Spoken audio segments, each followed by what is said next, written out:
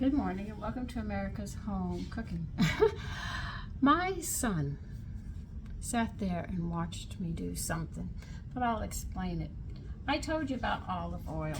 The acid in olive oil can make up all the other acids, and your skin needs them, right?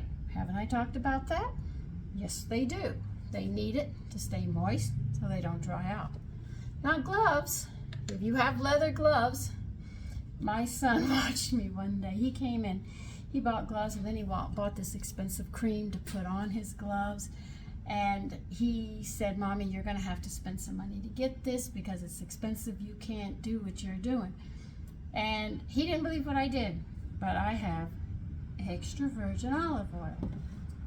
And I know olive oil has the acid, one acid, and all the other acids can be made from it.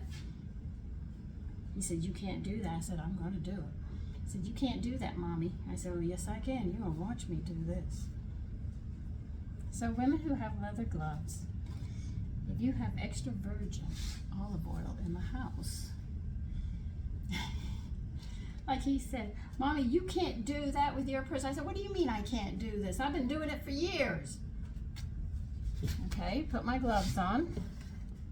The only expensive thing I do with olive oil that my sons would have conniptions for. Now this is extra virgin olive oil. I pour oil on it, and then I proceed to coat these.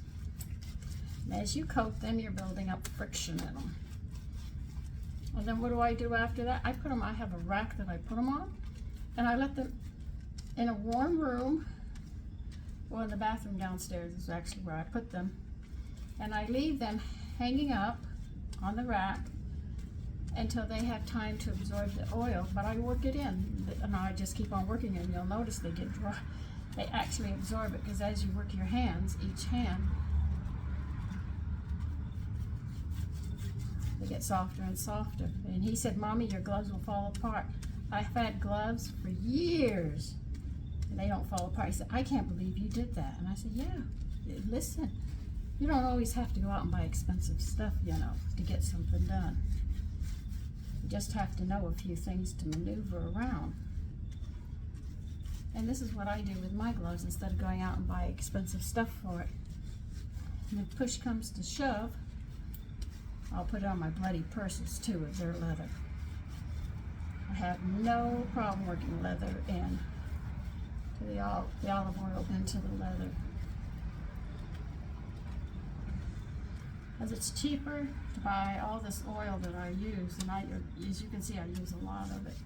And the butcher said that he can get me lard, and I can make my own lard. He can get the fat. He said, "Which fat do you want?" Of course, I want the kidney fat because that's the best one. And then I can make pies with it, the crust. So you just sort of have to get around everybody. You see? I'm working it in, and I do this with my gloves. And it's an easy thing to do.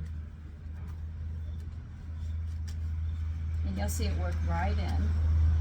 But don't get a cheap olive oil. It's got to be the first press, which is extra virgin olive oil. And you can see the gloves come out beautifully. Look at that. Isn't that beautiful?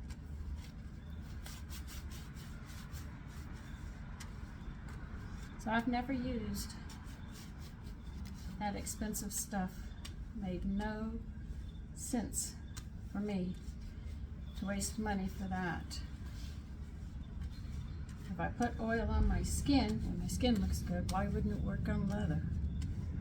I'm sorry, others, that's how I think. I asked him if I could take one of his belts and try it on his belts. He said, "You are not going to try it on one of my belts." I said, "Okay." Now these have been completely worked in, got their color back. I'll let them in a warm room on the rack until, maybe a week or less. It just depends upon how fast they absorb it and how warm the room is. Boy, so as soon as I get the glove off, I'll say goodbye again. I'm going to get the glove off so I can push the button because it won't work.